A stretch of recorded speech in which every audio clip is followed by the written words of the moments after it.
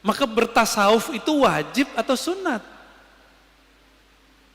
Tidak ada tasawuf tanpa mujahadah, tidak ada mujahadah tanpa tazkiyatun nafs. Itu namanya tasawuf. Berarti tasawuf wajib atau bukan? Wajib gak?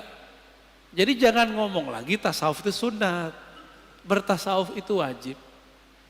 Dalilnya ini ayatnya.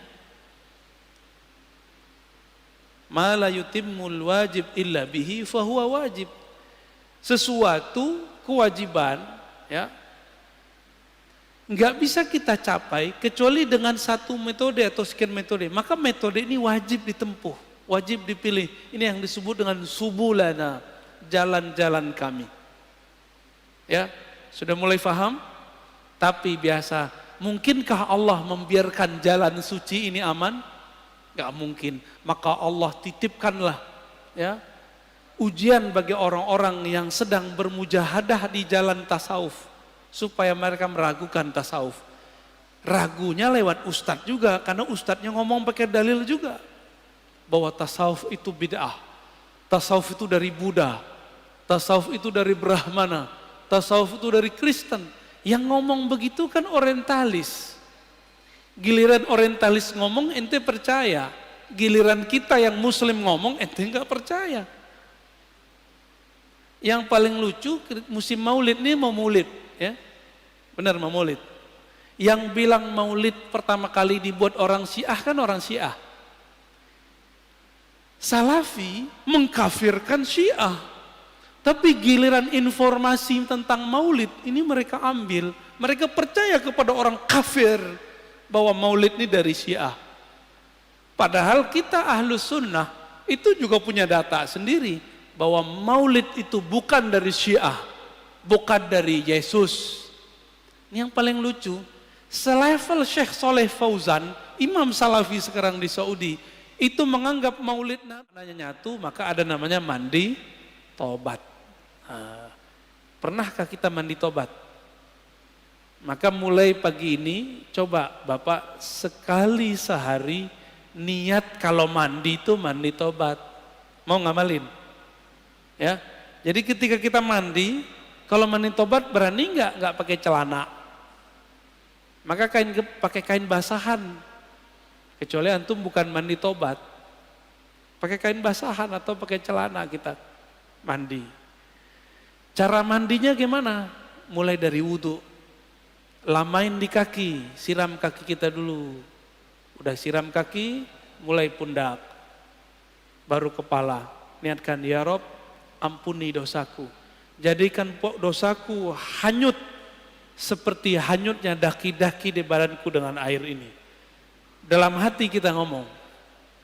Itu cara mandi tobat. Dulu mandi tobatnya cuma diajarkan di surau-surau, zawiyah-zawiyah. Ini sekarang kita bagiin aja lah. Ya. Lama amat antum mau jadi orang bener.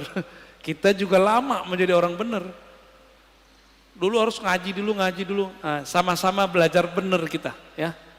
Mau ngamalin ya. Sama-sama kita amalkan mandi tobat. Bid'ah itu Ustaz. Ya, makan aja tuh bid'ah itu. Ini udah diamalkan banyak ulama. Dari mana dalil mandi tobat? Teman-teman, orang masuk Islam mandi nggak? Dianjurkan mandi nggak? Bener. Maka ada mandi dari kafir masuk Islam. Dari situ ulama kita ngambil. Kita sudah Islam, melakukan maksiat, udah tahu lebih gede nggak dosanya? Lebih gede dosanya. Maka secara batin lebih kufur. Masuk lagi ke ranah iman, kita mandi lagi. Dari situ dalilnya. Ya. Jadi mandi tobat bukanlah bid'ah, mandi tobat adalah sesuatu yang lebih sunnah daripada mandinya orang kafir masuk Islam. Orang kafir masuk Islam wajar, dia tadinya kafir, sekarang masuk Islam. Kita ini sudah Islam, tapi melakukan kerjaan orang-orang kafir. Lebih kufur enggak? Lebih wajib enggak kira-kira mandi tobatnya? Menurut saya itu lebih wajib ya. Coba mandi tobat. Ini amalan para wali Allah. Para wali Allah itu teman-teman, sahabat-sahabat Allah Amalan intinya itu tobat. Tobat itu adalah praktek tazkiyatun nafs. Ini ada orang ngaji tazkiyatun nafs tapi nyalahin ini, nyalahin itu nggak benar tazkiyatun nafsnya. Kalau mau jadi diri kita benar, orang lain benar, mulai dari tobat. Tobat itu isinya apa? Muhasabatun nafs wa nadmuha. Menghitung-hitung kesalahan diri lalu menyesalinya. Maka Nabi berkata, an-nadamu taubah. Hadis sahih.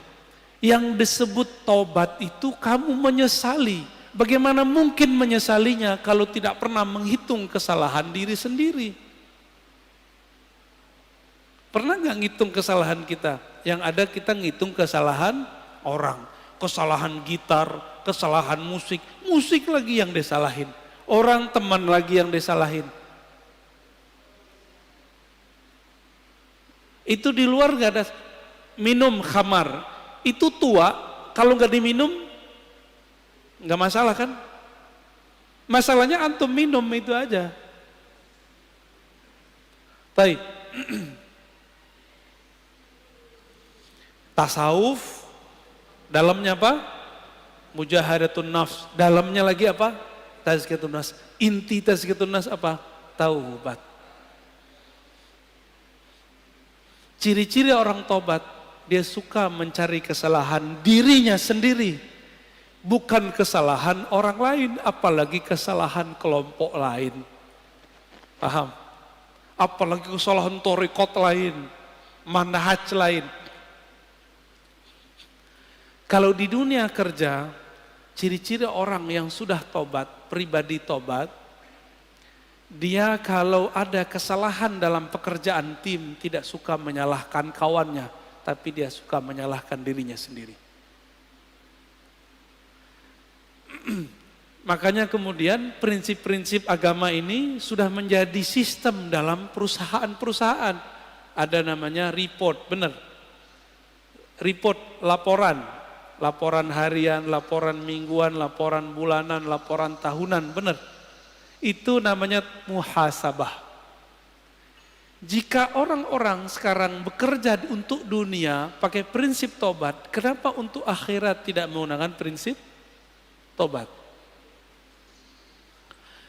Jika ada perusahaan tidak menggunakan sistem report, kira-kira dia punya kemajuan enggak masa depan?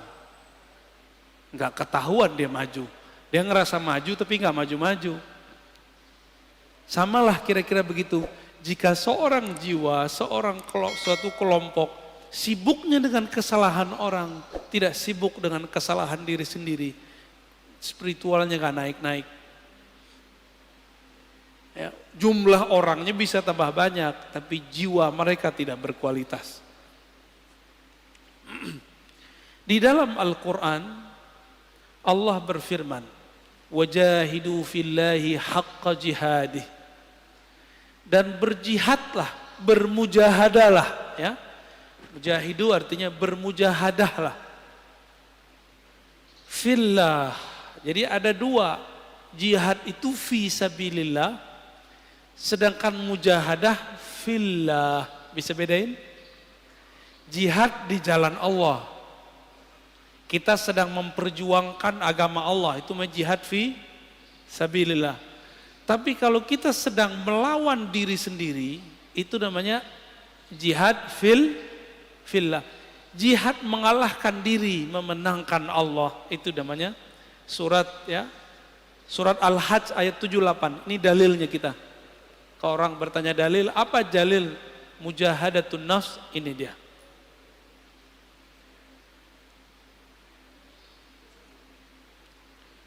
Dan dalam surah Al-Ankabut ayat 69 Allah berfirman, "Walladzina jahadu fina lanahdiyannahum subulana." Orang-orang yang bermujahadah, yang bersungguh-sungguh melawan dirinya untuk mendapatkan ridho kami. Lanahdiyannahum subulana. La di situ bukan la tidak, tapi sungguh. Sungguh ada nun taukid di belakangnya. Sungguh-sungguh aku akan bukakan jalanku, akan tunjukkan subulana. Maka teman-teman, jalannya mujahadah itu banyak. Kalimatnya di sini subul. Apa arti subul? Jamak dari sabil. Subul, sabil artinya tariqah. Subul sama dengan turuk, artinya jalan-jalan. Banyak jalan. Berarti jalan untuk memperbaiki diri itu lebih dari satu. Tidak hanya satu tariqah, bisa banyak tariqah. Tidak hanya satu manhaj, tapi banyak manhaj.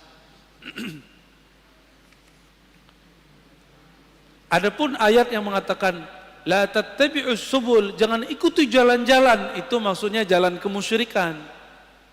Adapun kalau sudah masuk ke dalam Islam, di situ banyak metodologi. Ini dia. Jadi kenapa thariqah itu banyak? Beda sahabat, beda thariqah. Sayyidina Umar itu kalau beliau salah puasa 40 hari, tidak tidur 40 malam. Ada yang kuat thariqatnya Umar? Ada yang kuat thariqat Umar? Bid'ah enggak? Pernahkah Nabi mengajarkan kepada Umar, "Hai Umar, puasalah kamu 40 hari, janganlah tidur 40 malam." Ada enggak dalilnya? Pernah enggak Nabi ngomong? Enggak, Umar dapat 2 ayat ini langsung dipakai. Maka Umar itulah dalilnya, dan itu ada di Sahih Bukhari. Jadi 40 mujahadah, 40 khalwat, puasa siang hari, tidak tidur malam hari, bukan berarti itu over, bukan. Itu thariqahnya sahabat. Ini kita baru zikir 5.000 udah disebut riya. Ya. Kita baru kemudian gak tidur malam hari disebut berlebihan. Umar tiap malam gak bisa tidur. Karena dia merasa bersalah kepada Rasulullah sallallahu alaihi wasallam. Ilmu tazkiyatun nafs ini hanya ada di thariqah sufi. Sekarang banyak orang menyerang thariqah sufi. Kira-kira bisa benar gak dirinya? Gak bisa benar, Pak. Kita mau tazkiyatun nafs, tapi orang ahli tazkiyatun nafs kita serang. Bisa benar nggak kita? Nggak bisa benar. Ya. Tasawuf itu ada menyimpang. Kan kita udah jelaskan dari awal. Tidak hanya di kalangan sufi, di kalangan ahli fikih aja ada penyimpangan. Di kalangan ahli hadis aja ada penyimpangan. Apalagi di kalangan sufi. Lalu gimana supaya tidak menyimpang? Maka ilmu itu mesti bersanad kepada ahlinya. Selesai masalah sebenarnya. Bolak-balik situ aja, Pak. Ya. Ini perintah bukan? Wajahidu fillahi haqqa jihadih. Surat Al-Hajj 78.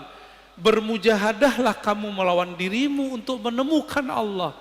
Dengan haqqa jihadih. Dengan perjuangan yang sebenar-benarnya. Ini wajib bukan? Ini bukan sunat, Pak. Maka bertasawuf itu wajib atau sunat? Tidak ada tasawuf tanpa mujahadah, tidak ada mujahadah tanpa tazkiyatun nafs. Itu namanya tasawuf. Berarti tasawuf wajib atau bukan? Wajib gak? Jadi jangan ngomong lagi tasawuf itu sunat. Bertasawuf itu wajib. Dalilnya ini ayatnya. Ma la yutimmul wajib illa bihi fahuwa wajib.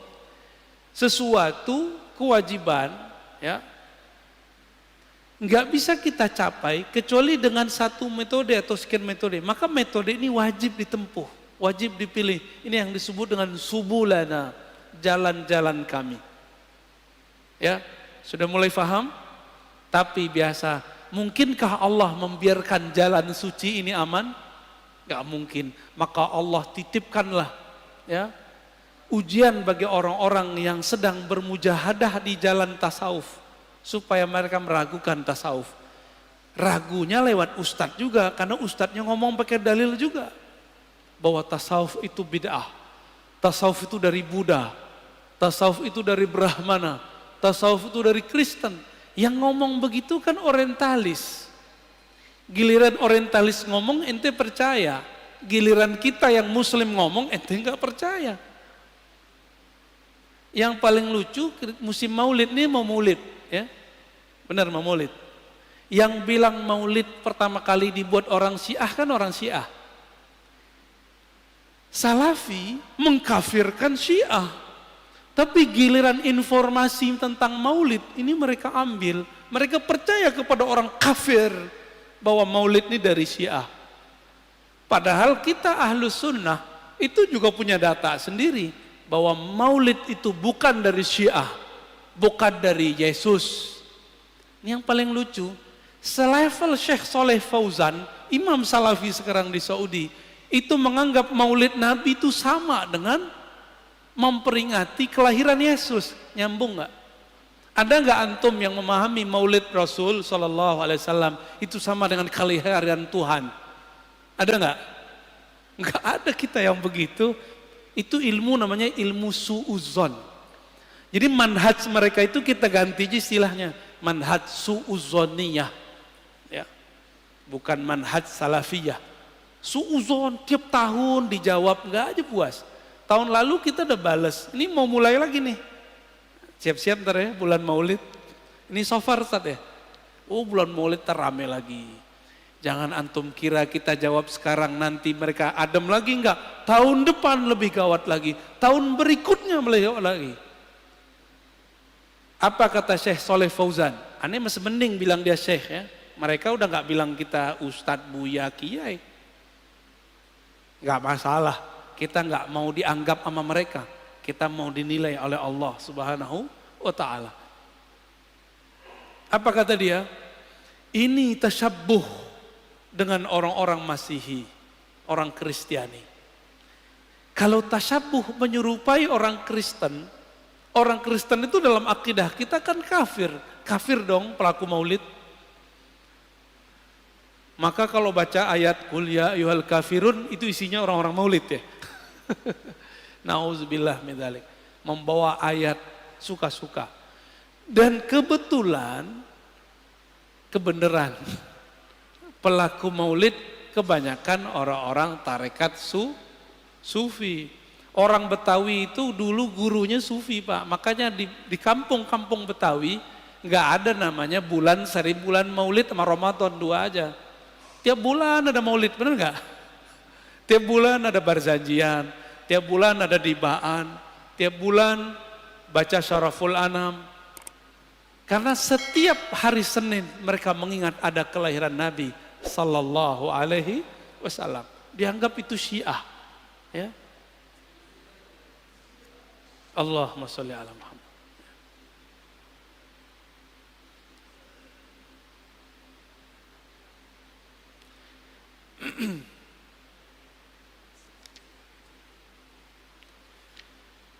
Tadi saya sudah hantarkan bahwa jiwa kita awalnya adalah an-nafs al-ammarah bisu, mengajak kepada keburukan. Tapi karakter jiwa qabiliyatun litaghyir. Jiwa ini bisa dilatih. Allah tadi melatih jiwa pakai apa? Pakai puasa, benar. Maka coba antum latih jiwanya dengan puasa. Masalahnya orang kayak kita ini mau coba latih diri sendiri, sukses nggak? Antum mau coba-coba latihan sendiri, sukses nggak? Orang mau nulis aja harus ada gurunya. Hebat amat antum ketika mau melatih diri sendiri tapi tidak punya guru. Siapa kita? Ada yang lebih tinggi dari Imam Ghazali di sini. Imam Ghazali butuh guru nggak? Berguru dia kepada Abu Ali Al-Farmadi. Imam Nawawi berguru nggak? Berguru. Imam Subuki berguru ke Imam Athaillah Sakandari. Ibn Athaillah Sakandari pengarang hikam berguru kepada Imam Al-Mursi. Imam Al-Mursi orang alim panjang umurnya, sahibul mukasyafah, berguru kepada Abul Hasan Syazili. Abul Hasan Syazili berguru kepada Ibnu Mashis. Begitu mereka. Muhammad Bahauddin Syah Naqsyaban berguru kepada gurunya Mir Kulal. Mir Kulal berguru kepada Baba Samasi. Hatta Syekh Abdul Qadir Jilani berguru kepada Hamad Ad-Dabbas. Nggak ada yang nggak berguru. Antum aja yang sok-sok hebat nggak berguru, ya. Hebat amat ente nggak berguru. Buat torikot sendiri ya, ya. Buat manjat sendiri ya silakan. Man la syaikha lahu la yuflih abadan. Siapa yang tidak berguru tidak akan pernah sukses selamanya. Siapa yang belajar bahasa Inggris nggak berguru nggak akan sukses berbahasa Inggris. Siapa yang tidak berguru untuk bahasa langit, dia tidak akan bisa berbicara dengan bahasa langit. Itu bahasanya ya, horornya kira-kira begitu. Malaikat itu kan makhluk langit. Jika karakter mereka mau kita pinjam, maka ini bahasa-bahasa mereka kita harus pahami. Bahasanya bukan bahasa mulut. Ya. Maka wajib seseorang itu berguru bertarekat ketika mau tazkiyatun nafs. Nggak bisa pengajian kita begini Bapak. Ini cukup untuk keilmuannya. Setelah diilmui baru masuk kepada prakteknya.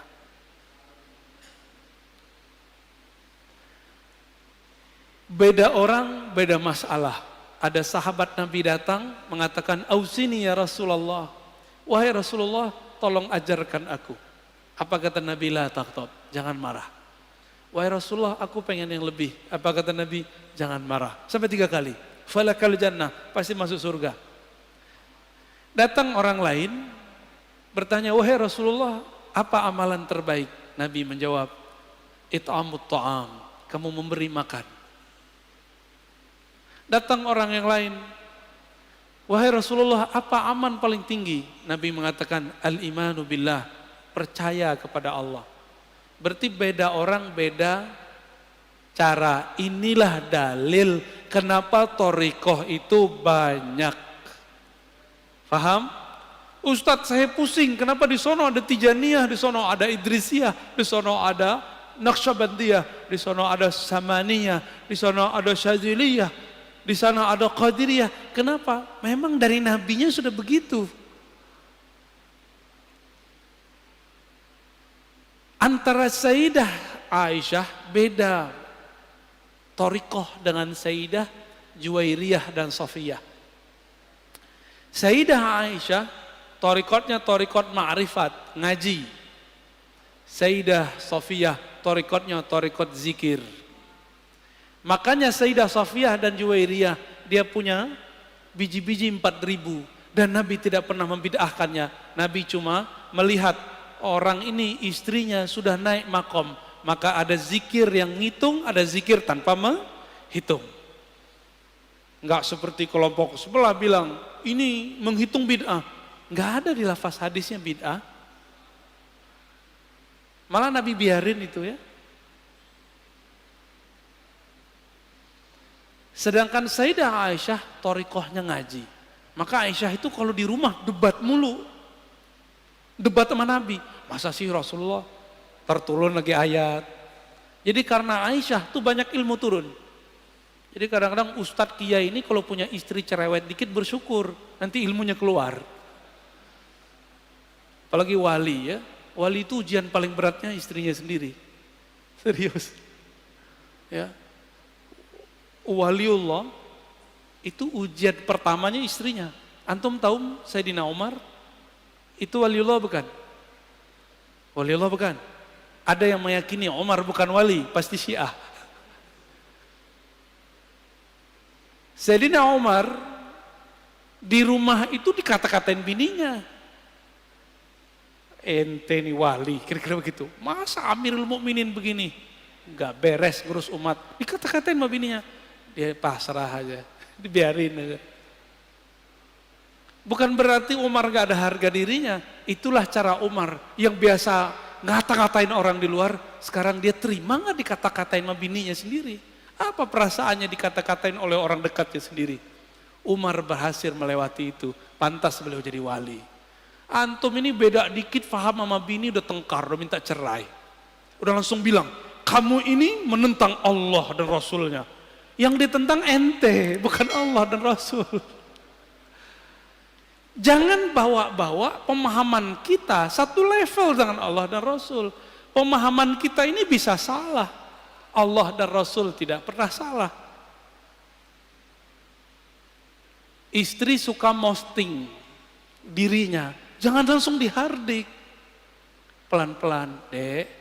Setiap nikmat itu pasti ada yang iri. Kamu begini ntar ada yang iri, urusan dia. Ntar lama-lama pasti ada yang ngecengin tuh cewek, ya, istri kita tuh, atau pasangan kita, atau adik kita, atau teman kita. Nanti dia sadar sendiri. Lama pelan-pelan aja. Kamu kalau tidak take down itu foto, video, saya jatuhkan talak 1. Gak begitu caranya. Gak begitu caranya. Allah aja pelan-pelan mendidik nafs. SP1, ya kan? Wahai nafs, wahai jiwa, aku siapa, engkau siapa. Sampai yang ketiga baru dididik, dikasih ancaman. Gak dikasih makan. Begitu caranya ya. Jadi jangan main SP aja baru ngaji berapa kali. Baru santri kilat, belum santri beneran. Udah belagu aja kayak santri ya. Antum belajar torikotnya sih bagus, antumnya nggak bagus. Jangan bawa kemurnian torikot itu menjadi standar kita. Ya.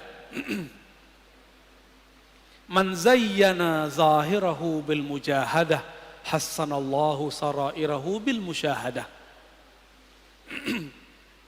Guru Imam Abul Qasim Al-Kushairi namanya Abu Ali Ad-Daqqaq. Abul Qasim Kushairi ini punya murid Abu Ali Al-Farmadi. Abu Ali Al-Farmadi punya murid namanya Ghazali dan Yusuf Al-Hamadani. Yusuf Al-Hamadani umurnya panjang, ilmunya sama dengan Ghazali. Yusuf Al-Hamadani punya murid namanya Imam Abdul Khaliq Ujudawani, melahirkan nanti Thariqat Naqsyabandiyah di Uzbek. Di Baghdad dia punya murid Abdul Qadir Jilani, muridnya mendirikan Thariqat Al-Qadiriyah. Makanya Qadiriyah Naqsyabandiyah ini gak boleh tengkar Pak, ini saudaraan, karena syekhnya ke atas ketemu. Ya, kakek gurunya namanya Abu Ali Ad-Daqqaq menurunkan sebuah rahasia. Kenapa kita mesti mujahadah? Man zayyana zahirahu bil mujahadah. Siapa yang menghiasi dirinya, menyibukkan dirinya yang zahir.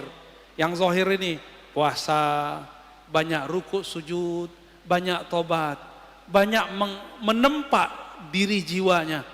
Maka Allah akan sempurnakan, indahkan sirnya. Hassanallah sarairahu bil musyahadah. Allah akan bukakan jiwanya dengan menyingkap sesuatu tentang dirinya. Dan syukur-syukur sampai kepada musyahadah, memandang kepada nama Allah, fiil perbuatan Allah, sifat Allah, syukur-syukur Allah tunjukkan ihsan bertemu dengannya. Maka orang-orang yang tidak sibuk mendidik dirinya karena dia tidak punya guru, orang-orang ini tidak akan pernah sampai kepada Allah. Kenapa? Mikir, ini antum kalau nggak punya guru, mandang zikir 100 aja lama. Tapi kalau punya guru, jangankan 100, 70.000 aja dijabanin. Coba aja kalau punya guru. Sekarang coba sebut zikir 70.000, kebayang berat nggak? Jangan dengan 70.000. Kita bilang zikir ya pagi sore 1.000, antum pasti langsung kabur. Ya, tidak boleh ikut kajian saya kecuali paginya dan sorenya zikir 1.000. Pasti nggak ada yang datang. Atau doang. Ya. Itu zikir. Nah, nanti ada bab setelah ini, insya Allah di bulan depan kalau umur kita panjang. Pengurus mintanya 2 kali. Tapi kalau 2 kali sayanya nggak kuat ya. Semoga nanti ada waktu. Nanti ada bab tentang zikir. Jadi jangan langsung ke zikir, mujahadah dulu diri baru masuk ke zikir. Semua ulama ahlullah sepakat. Jalan menujunya dimulai dengan mujahadatun nafs, melawan diri sendiri. Tadi udah paham di dalam mujahadah ada apa? Tazkiyatun nafs. Dalam tazkiyatun nafs ada apa? Taubat. Maka at-taubah bidayatut thariq ilallah. Taubat itu, spirit dari tazkiyatun nafs adalah awal dari membuka jalan menuju Allah. Siapa yang tidak mulai dari jalan ini, maka dia tidak akan sampai kepada Allah. Maka tolong hati-hati hijrah. Hijrahlah fikrah dengan pemahaman yang benar. Hijrahlah mazhab dengan mazhab yang sahih. Hijrahlah thariqah. Dari thariqah nyalahin orang, sekarang nyalahin diri sendiri. Dari thariqah memandang aib orang, memandang aib diri sendiri. Disebutkan di kitab ini bagian terakhir yang mau kita katakan. Orang yang di dalam dirinya masih ada aib, pasti memandang orang lain dengan aib. Ini rumus. Man kana fi nafsihi aibun yara fi ghairihi aiban. Siapa yang melihat dirinya, yang tidak melihat dirinya punya aib, yang tidak sadar ada kesalahan dalam dirinya, pasti dia akan menyalahkan yang lain. Maka saya ini banyak aib, makanya saya masih sering nyerang kelompok sebelah ya. Tapi kita kenapa nyerang kelompok sebelah? Karena kita diserang bertubi-tubi setiap hari, setiap saat. Maka ini wajib hukumnya, karena hukumnya difa'un nafs, memperjuangkan pemahaman kita yang kita terima dari masyayikh yang bersanad kepada Rasulullah, insya Allah bukanlah aib. Menurut antum, aneh ketika Rod mengkritisi kelompok sebelah yang mengkafir-kafirkan pelaku tawassul, yang membid'ahkan amalan kita, menurut antum itu sibuk dengan aib orang atau gimana? Enggak, saya tidak meniatkan itu. Saya ketika menanggapi kelompok yang menyalah-nyalahkan ulama kita, saya meniatkan untuk memperkuatkan diri kita dan jamaah kita. Ya, bukan mau cari-cari lawan. Mereka yang cari lawan. Kita dari dulu ibadah tenang-tenang aja kok ya. Maulid tenang-tenang aja, zikir tenang-tenang aja. Tiba-tiba mereka datang nyalah-nyalahin. Sekarang kita ngomong membalas, mereka tuduh memfitnah. Benar nggak? Berarti yang playing victim siapa? Itulah sikap psikopat ya, manhaj psikopatiyah. Nauzubillah min dzalik. Enggak pernah mau salah ya. Enggak pernah melihat diri ini bermasalah.